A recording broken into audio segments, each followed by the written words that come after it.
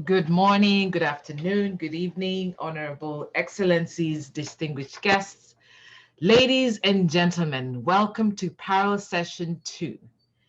My name is Musi Kiari. I am honored and quite privileged to be your host for this session, which is strengthening relationships between U.S. historically Black colleges and universities, commonly known as HBCUs, and African universities. Thank you again for joining us. We have a powerful lineup of panelists this session. I know in the beginning session we heard strong voices, and we'll continue on with that. So please be intentional and being present as we strive to strengthen collaboration and partnership during this first virtual African Academic Diaspora Homecoming. Thank you for joining. But before we begin this session, let me just make a couple of announcements here and housekeeping rules. Please utilize the chat feature to pose any questions which will be asked on your behalf. Please remember to mute your phone to avoid any background noise that may hinder the seamless flow of this session. Also, for those looking for Arab interpretation, that should have been on the German link once you joined the Zoom meeting. Again, thank you for joining this parallel session, strengthening relationships between US HBCUs and African universities. So real quick, historical Black colleges and universities were established to serve the educational needs of Black Americans because for many years, Black Americans were generally denied admission to the traditionally white institutions, and this resulted to HBCUs being principal means for providing post-secondary education. And throughout the years, HBCUs have established collaboration with African universities as they continue to fulfill educational goals. So this session will explore existing and emerging relationships between HBCUs and African universities on the continent in various aspects. And moderating this session is Dr. Lakeisha Harrison, an alumnus of one of the finest HBCUs in the country, Howard University, where she earned her Juris Doctorate, PhD in African Studies, and Master of Arts in Religious Studies. Dr. Harrison has served as special detail in the Office of International Affairs at the U.S. Department of Interior, where she was responsible for special assignments to assess policy. She is currently on faculty as professional lecturer in the Institute of African Studies at the George Washington University Elliott School of International Affairs. More of Dr. Harrison's bio can be found on the website at diaspora.aau.org. Please join me in welcoming our moderator for this session, Dr. Lakeisha Harrison. Dr. Harrison, I yield the floor to you. Thank you so much. Good morning. Thank you very much. I guess it's afternoon now, even here in the East Coast of the United States. It is an honor and a privilege to be here this afternoon and to be the moderator for this esteemed panel. To His Excellency Nana Dankwa Akufo-Addo, His Honor Dr. Matthew Prempeh, His Honor Professor Kwesi Yankah, thank you for hosting this illustrious occasion. And to Professor Orlando Quilambo, Professor Etienne Ehile, thank you for your leadership. And last but not least, thank you to Her Excellency, Dr. Arikana Chihambori-Kwao, in particular for recommending me to be the moderator for this panel discussion. It is a privilege to be here today. And as your moderator today, I come to you as a product of the relationships between HBCUs and African universities. My journey into studying Africa began as a law student at Howard University, where I traveled as a rising second-year student to study abroad in South Africa at the University of the Western Cape as part of the inaugural study abroad program at the Howard University School of Law. I went on from there in pursuing my master's degree at Howard University and engaged in study tours throughout the continent under the leadership of Kane Hope Felder, sitting down and discussing religion with scholars from countries like Ethiopia, Egypt, South Africa, and Ghana.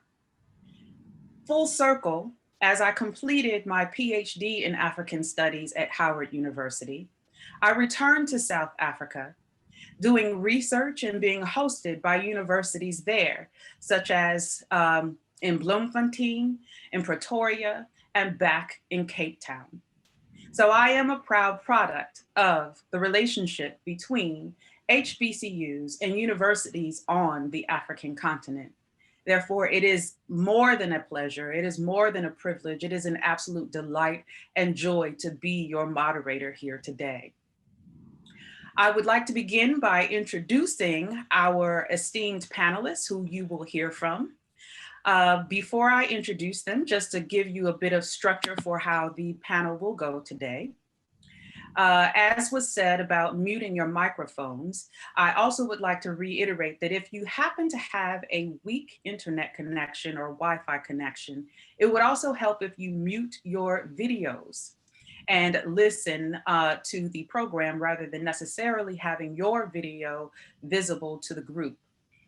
We welcome seeing all of your faces, but weak internet connections with video creates difficulty and stress on the connection line for the panel as a whole. As we move through the panel discussion today, I ask that you hold your questions until the end and submit them through the Q&A, and they will be transmitted to me. We will not be able to necessarily get to all of the questions today, but that said, this is a 2-day panel. So I highly encourage all of you to join us tomorrow when we will have a lot more time to engage in discussion and question and answers with all of you. Tomorrow's session will be 2 hours and we will not have opening remarks. Therefore, the entire time will be devoted to discussion. Today, however, the format is going to be for us to host our keynote speaker, who will speak for approximately 20 to 25 minutes. And then we will move on to each panelist in turn who has prepared 10-minute presentation opening remarks. After that conclusion, then I will begin a limited round of questions with our panelists and our keynote speaker, at which point we will open up the floor for questions from participants who have joined us today. So, without further ado, I would like to introduce our esteemed and honorable keynote speaker, Dr. Molefi Kete Asante. Professor Asante is chair of the Department of Africology at Temple University in Philadelphia, where in 1988, he created the first PhD program in African American Studies. He is the co-founder of Afrocentricity International and president of the Molefi Kete Asante Institute for Afrocentric Studies. He is a guest professor at the Zhejiang University in Hangzhou, China, and is professor extraordinaris at the University of South Africa. He is the founding and current editor of the Journal of Black Studies. Professor Asante is often also called the most prolific African-American scholar and has published 92 books. Among the most recent is Radical Insurgencies, The History of Africa, 3rd edition.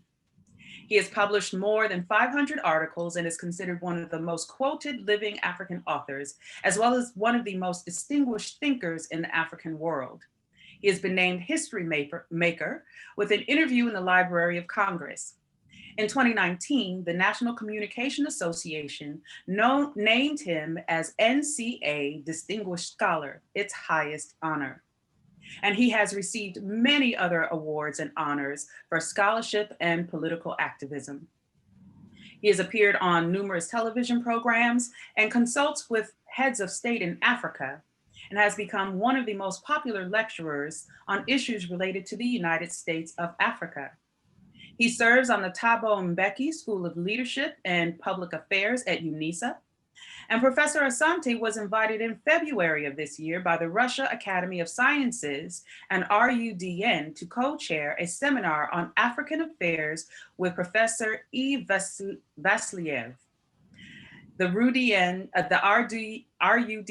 subsequently published an interview with Asante. He was the president of the civil rights organization, the Student Nonviolent Coordinating Committee's chapter at UCLA in the 1960s. In 1995, he was named Traditional King. Nana Okru Asante Pesa, Kidione of Tafo, Akiem Ghana. He was most recently made a Wanadu of the court of Hasimi Maiga, the Amiru of Gao, Songhay, Mali. Asante trained journalists in the Zimbabwe immediately after the second Chimurenga and was a mentor to the first group of liberated journalists from Zimbabwe Institute of Mass Communications. He received his PhD from the University of California, Los Angeles at the age of 26 and was appointed a full professor at the age of 30 at the State University of New York in Buffalo. He has directed more than 135 PhD dissertations, making him the top producer of doctorates among African American scholars. He is the founder of the theory of Afrocentricity, and Professor Asante has received honorary doctorates and awards from several institutions, including Pepperdine University, Sojourner Douglas College, the University of South Africa, and the University of New Haven. He remains a popular consultant for many school districts seeking to build Afrocentric curricula. Please welcome our distinguished opening keynote speaker, Professor Molefi Kete Asante. Thank you so much, Dr. Lakeisha Harrison. I'm just delighted to be on this program, to be able to speak to so many distinguished scholars and participants. And I give honor to the Excellency, who is our great host, President of Ghana, and also all excellencies, all my protocols of distinguished dignitaries. I hope that you understand that I honor them all and I appreciate them all. Most of all, I give my greatest honor to our ancestors. We are a people of great nobility. Our achievements against so many odds over the centuries have become standards by which other people judge themselves.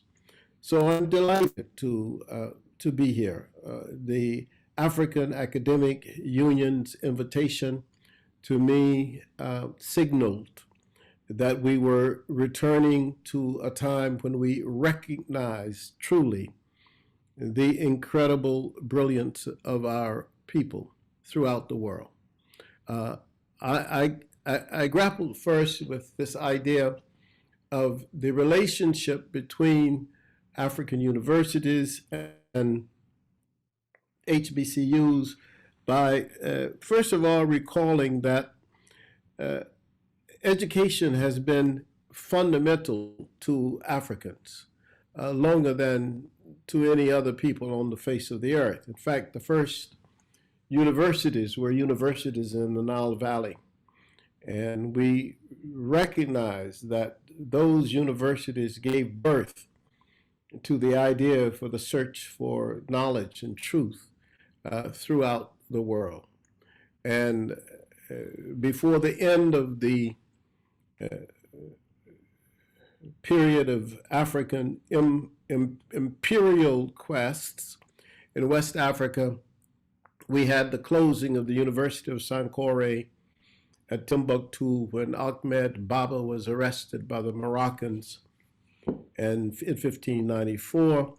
And then, of course, I always tell people, just barely 25 years later, we have African people being brought, at least in North America, to the English colony in 1619 in Jamestown, province of Virginia.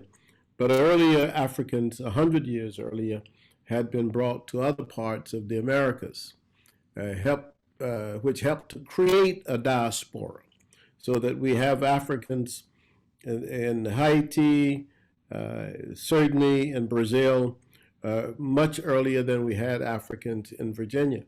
And I mention this because I think it is very important for us to understand that the diaspora is a wide and broad diaspora of Africans.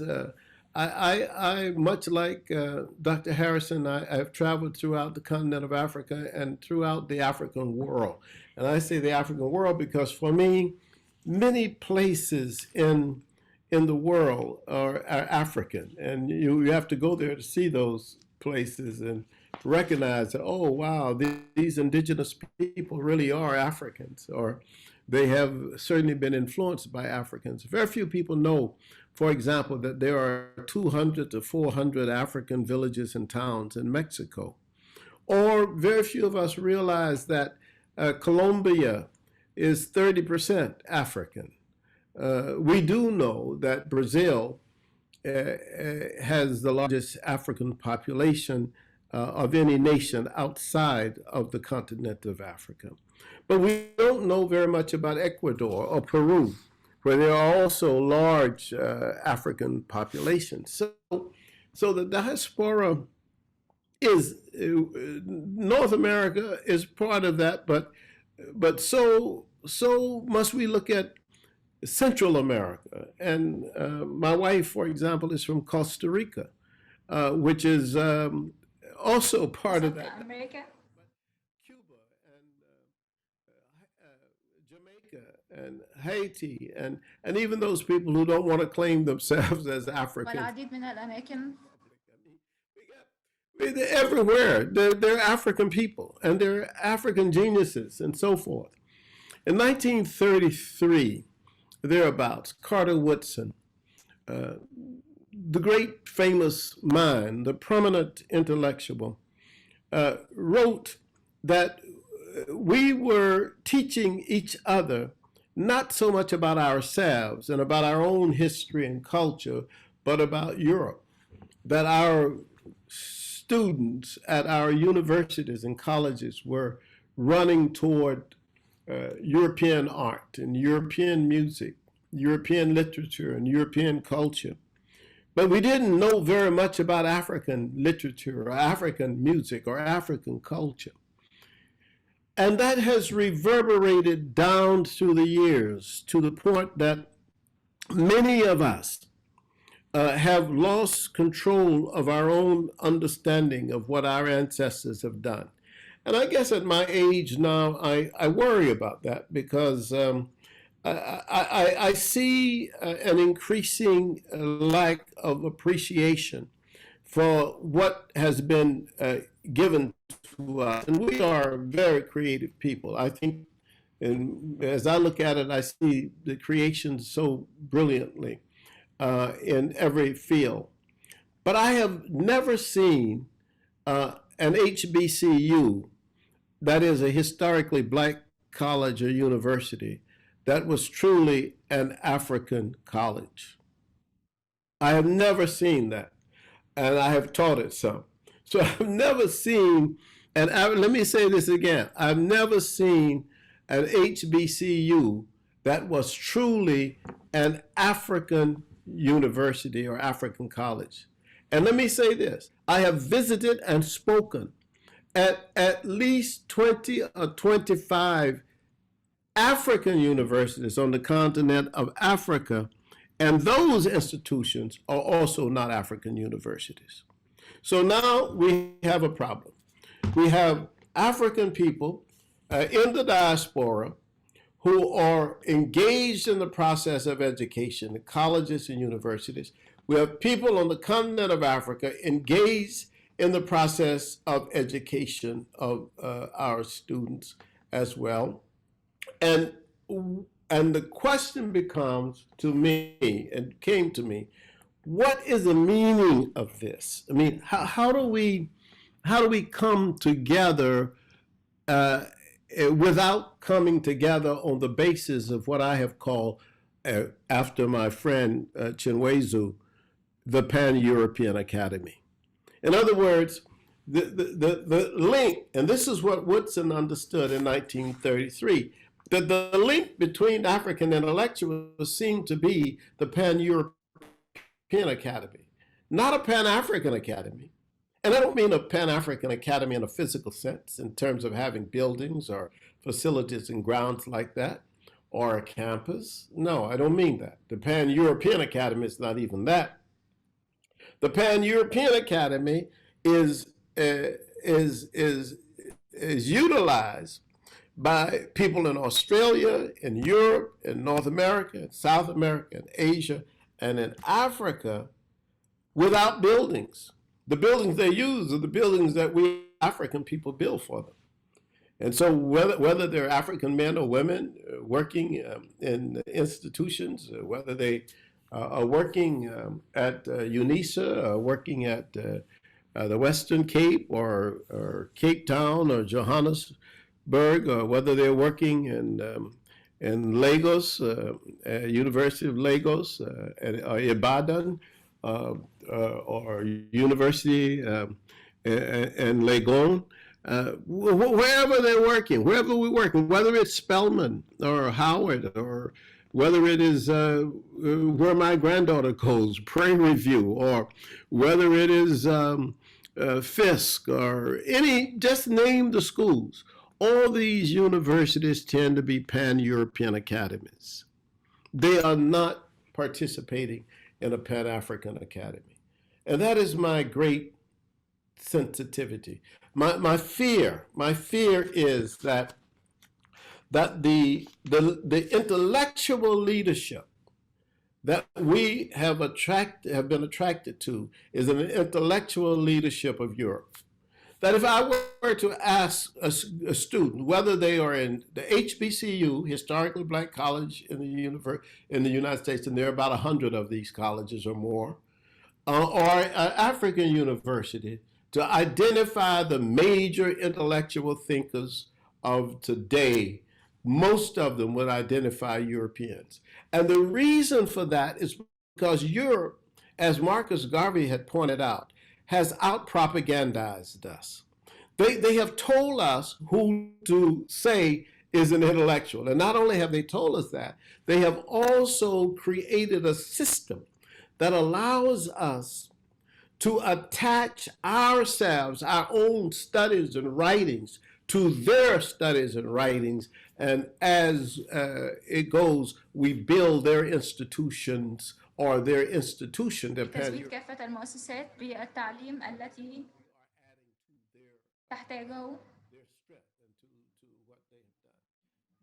is the problem. So for me, what I think would be useful in the relationship between HBCU. أعتقد أن العلاقة بين كليات الأفارقة التاريخية وبين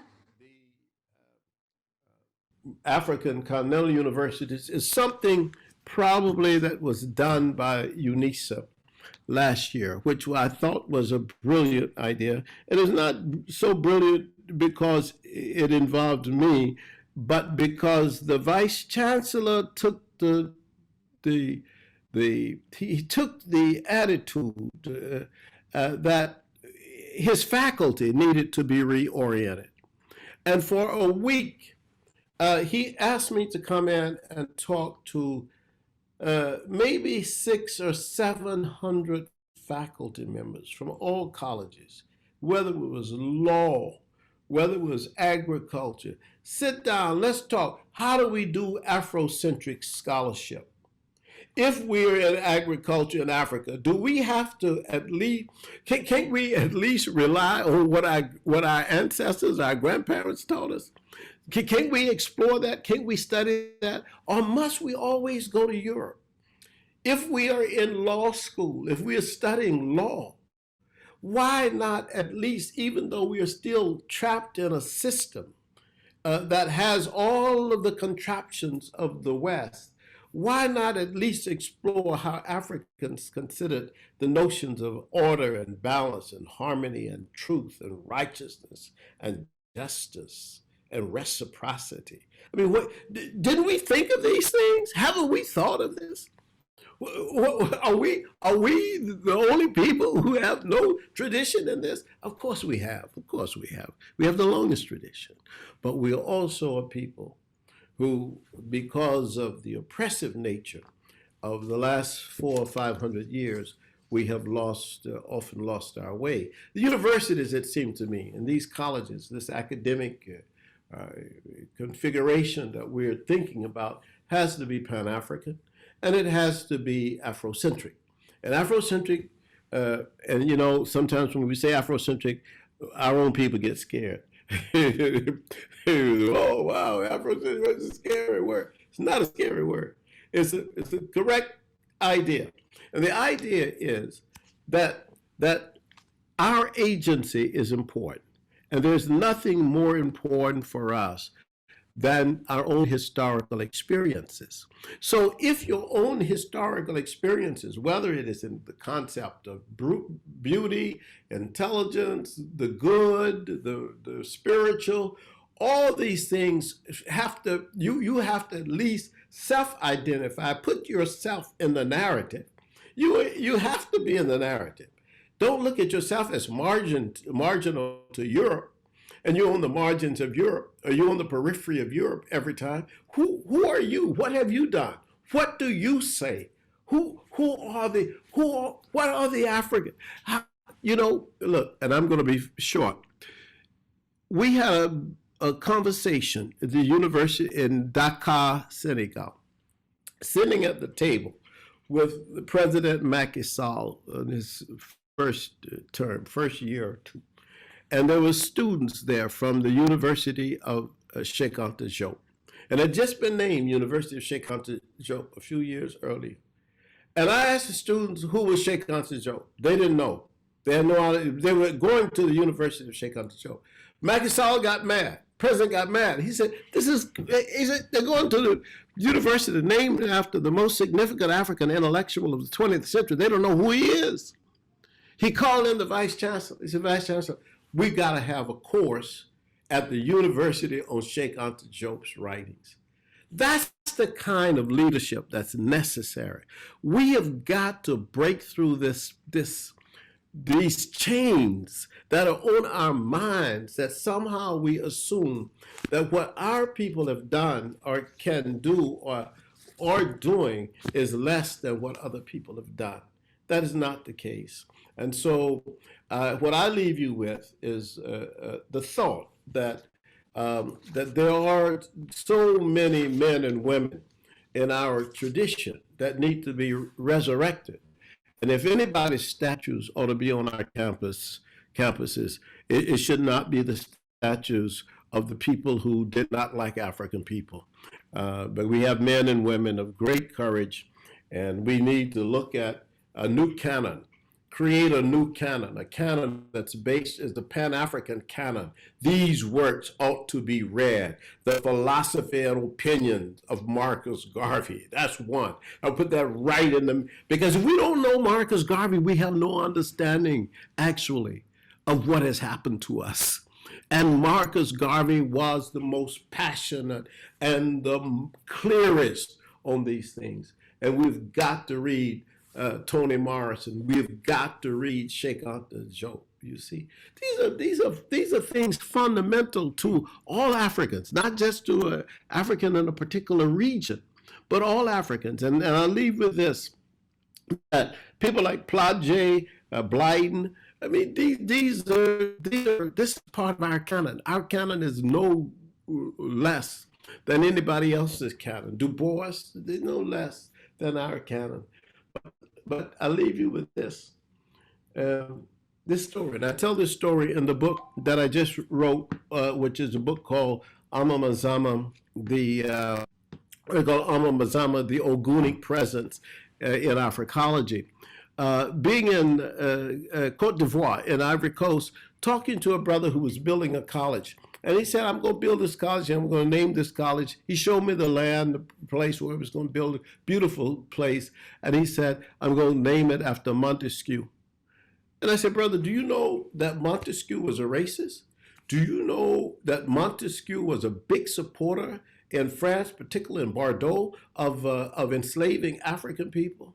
He said, oh yeah, but if I say Montesquieu, people will come, and they will, even the French people will come, and they will think that that's something great that I've named this school Montesquieu College. And I said to him, why not name it Shake Out the Joke? He says, wasn't he a Senegalese? I said, yes. He said, well, I can't name my school in Ivory Coast after a Senegalese. I said, but you're going to name it after Montesquieu, who was a Frenchman. What kind of sense does this make? And what this has shown me is that this relationship, I wish this relationship between the African universities, and there are great centers of knowledge on the continent of Africa, and great people, great intellectuals on the continent of Africa, and in the HBCUs, the same. There's a mighty institutions, and as I look at them, my son teaches at one, Morgan State University.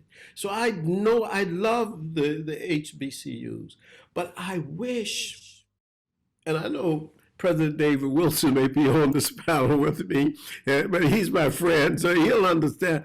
I just wish that we started every science, every art, every social science from the standpoint of what did our people think before. And if we do that, I know we would be blessed, our ancestors would be blessed, and we praise our ancestors even now for giving us the strength to have this beautiful, wonderful dialogue and conversation with each other. All praises to the AAU for having us come together. Thank you, Dr. Harrison.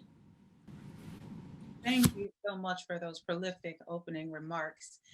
They dovetail, as I'm sure you expect, with many of the topics that I have in my list of things for our discussion later on. So thank you for that. You have set the tone for us to have a robust dialogue. And now I am going to introduce our next panelists. And as I've said, the panelists will have approximately 10 minutes each for their introductory remarks. We will hear from the Honorable Kojo Yanka. He is the founder and past president of African University College of Communications. And he is a product of the University of Ghana and the University of Nairobi. He also holds a bachelor's degree in English أفريقية بغانا والحاصل على دبلومة في التواصل والتنمية من جامعة كورنيل، كما أنه حصل على درجة جامعية في الدراسات الإفريقية من جامعة غانا، وأنه رئيس مؤسسة غانا للصحافة، وأنه رئيس أنه كان وزير الخارجية غانا في فترة، كما أنه ترك هذه of Communications in 2001 and became its founding president until 2015, when he retired to go into writing. He is the author of 10 books, the latest being From Jamestown to Jamestown, Letters to an African Child, a book whose storyline became the subject of his new project, the Pan-African Heritage World Museum, of which he is founder and executive chairman. And I had the privilege and honor to participate in watching the launch of the museum about a week ago. Since establishing the African University College of Communications, Professor Yankah has pursued a consistent drive to forge relationships with HBCUs, including Clark University and the University of Maryland Eastern Shore, Morehouse College, and lately Delaware State University and Morgan State University. Currently, he has forged a closer relationship with most scholars in a number of universities around the world, including HBCUs, to validate the narrative of his new vision of bridging the gap between Africans on the continent and those in the diaspora. Please welcome the Honorable Kojo Yanka.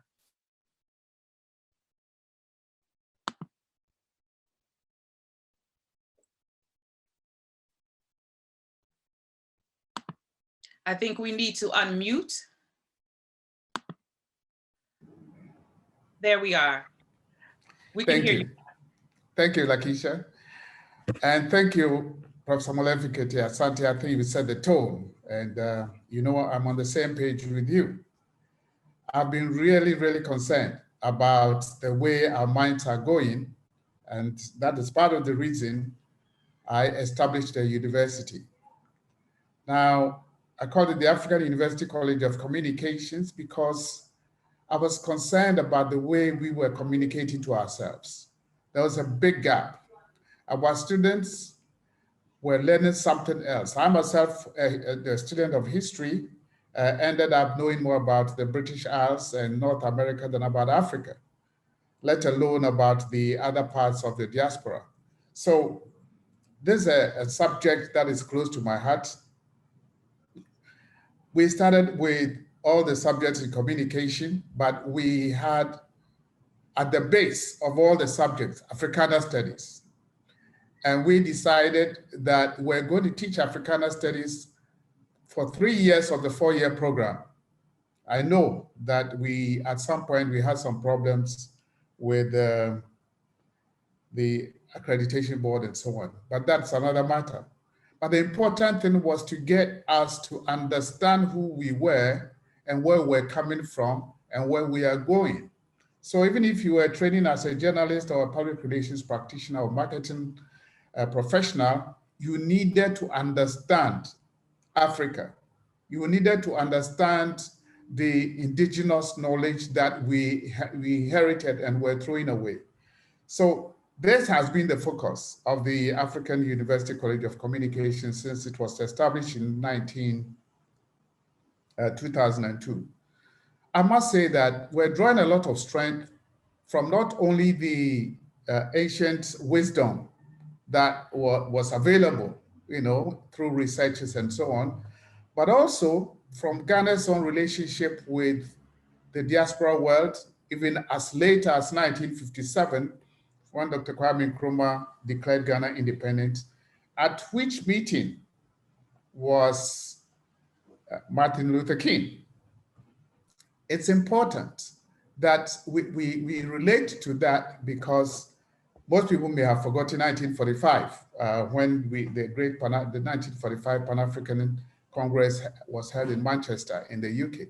But it's important to relate to that because leadership of country is part of the problem. Kwame Nkrumah established the Institute of African Studies at the University of Ghana with this idea that every student that goes through the University of Ghana must pass a certificate in Africana Studies. But it was only a 1-year program, and they call the first university exam. It's nothing really to be proud of these days because people don't take it serious. But that is the whole idea. The fundamental thing was to understand who we were. Now, what are the challenges? We have tried over the years to establish relationship with some HBCUs, and we've had challenges because, as Professor Asante mentioned, the miseducation is not only on this side of the Atlantic. It's not only on the continent. The miseducation is also on the other side. So those in the diaspora know very little or nothing about Africa, and we do not know anything about those that left our shores and went elsewhere. And I think these are historical truths that must be taught so that we know about each other. So we lost it. So after Nkrumah was overthrown, then we lost our leadership, even talking to each other. African Organization of African Unity took some time before it transformed itself into African Union. And only lately, the leaders recognizing that the diaspora is the 6th region of the continent. These are very important indications because they tell the historical steps that have been taken even to link ourselves together. What we are happening today, what is happening today is another historical milepost in terms of African Association of African Universities engaging HBCUs. It's a big historical step. So it's important that we now look at what have been the problems. And for those of us who have started linkages with HBCUs, what have been the challenges, and where can we go from here? Yes, we need to decolonize academia. I mean, that should be total, across board. I mean, until lately, if you had a degree from America, it was difficult to satisfy the British-oriented authorities in the universities. So we have had this pan-European leadership in academia, which are determining the standards to how far African scholars can go. So people learn as much as they can, but if they don't get their thesis published in European journals, they think they are not academics. And it's something to worry about. I'm sure there are a lot of universities wondering why they are not moving as fast as they are, because even the accreditation standards, the subjects to be approved, what should be taught in various schools are all determined by people who are not Afrocentric. So they look at certain subjects as this doesn't belong here, this does not belong here. So I think that the step that has been taken by the Association of African Universities is a very important one. It should go further than this conversation, which is very important, but we should go as far as establishing our own standards of determining who is a scholar, what subject should be taught in all these schools, not only in Africa, but also in the diaspora, and get us all on the same page. Part of the reason we have established the Pan-African Heritage Museum, where I'm happy to have Professor Molefi, Kete, Asante as a major member of the Academic Council. So this is a good step, but I believe that future conversations will now go specifically to actions that we should take if we say we are independent in our various countries, to take certain steps to bring our universities to order. But where they are now, I'm afraid we are still leaning on pan-European thinking and leadership. I thank you.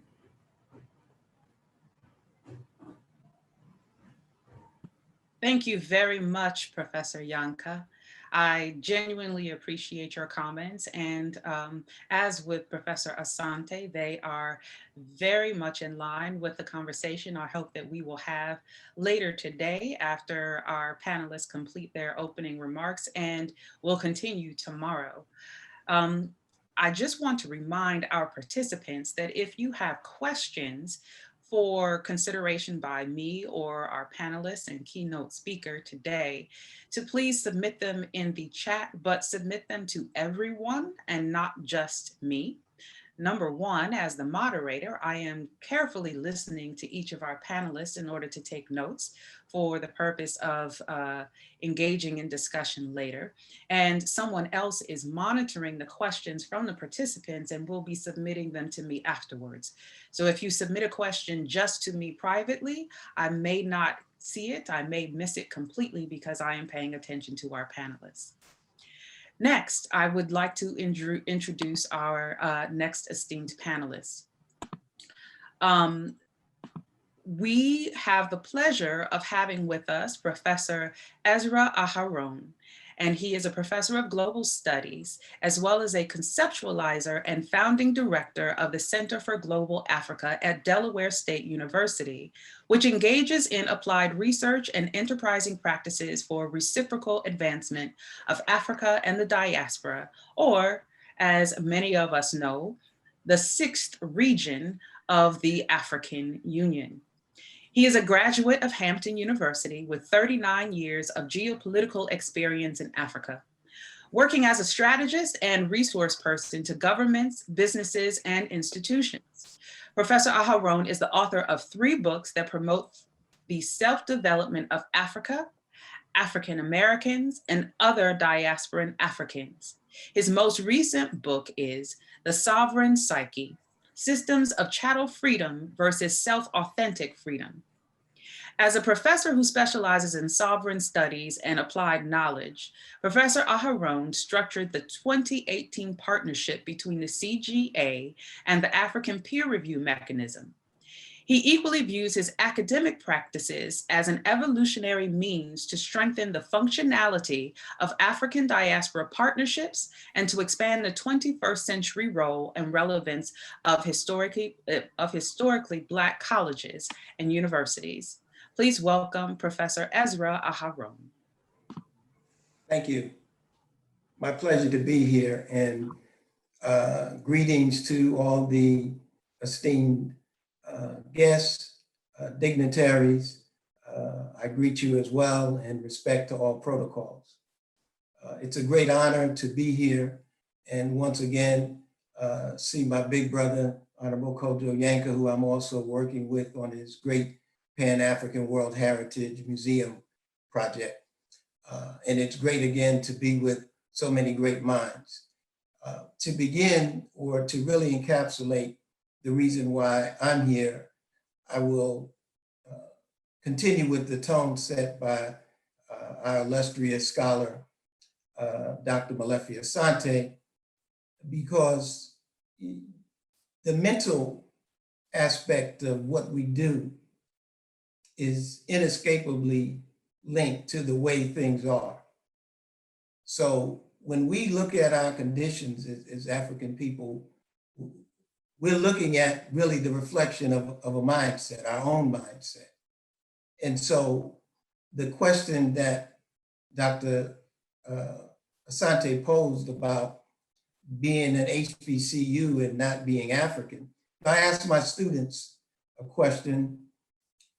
If you had your eyes closed and you're on this campus at Delaware State University, how would you know you had a Black institution?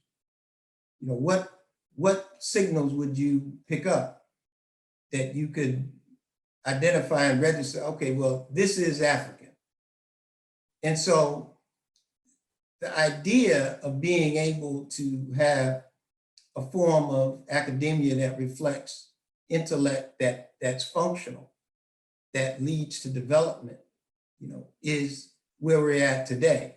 And so one of the things about the Center for Global Africa is to be involved in practices and applied knowledge in ways that are enterprising, in ways that put our intellect on display, in ways that lead directly to development. You know, 1 + 1 is 2 all over the world. It's nothing white, it's nothing Black, it's nothing Chinese about that. But, you know, what is it about a 2 that we can really register and see the visibility of Chinese knowledge of this 2?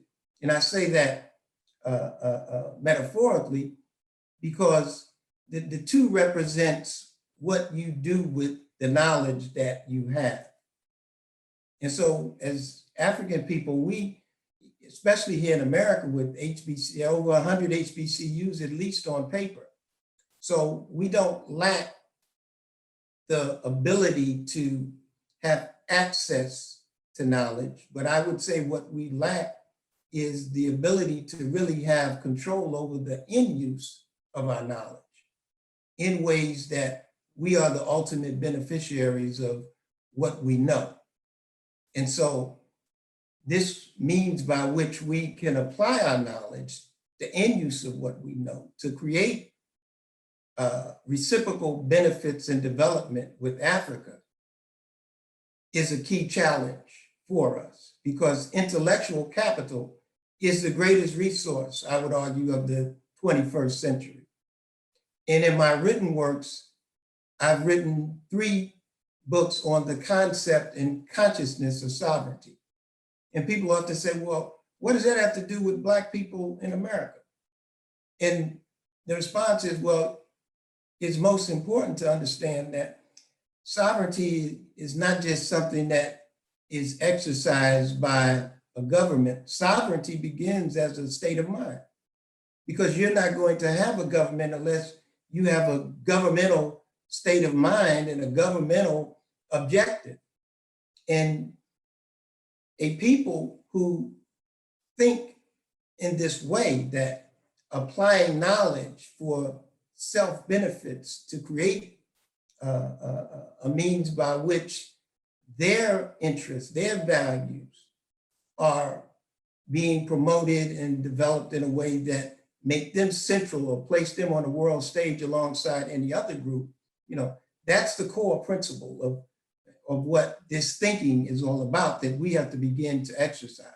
And so the partnership that we have with African Peer Review Mechanism, APRM, which is a specialized agency of the African Union, and APRM is established to promote good governance by writing review reports on African governance and the socio-economic performance of nations with the view to present recommendations that governments ultimately will implement towards development in alignment with Agenda 2063. And so the Center for Global Africa is designed to tap into the great intellect of HBCUs and diaspora partners to play a role in this APRM process that is ongoing in a way that we can share knowledge and have a form of intellectual capital, as I say, that would put on display and demonstrate the best of Blackness, the best of Black excellence that we have to offer. So thank you. Thank you. Those comments will lead us into a discussion about solutions, and I thank you for them. We appreciate having you here on this panel with us today.